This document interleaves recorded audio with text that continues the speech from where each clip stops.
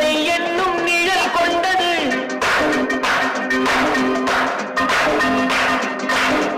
அன்னை என்னும் கடல் தந்தது தந்தை என்னும் நிழல் கொண்டது பிள்ளை செல்வம் என்னும் வண்ணம் கண்ணன் பிறந்தார் நன்றி என்னும் குணம் கொண்டது நன்மை செய்யும் மனம் கொண்டது எங்கள் இல்லம் என்னும் பேரை கண்ணன் வளர்ப்பார்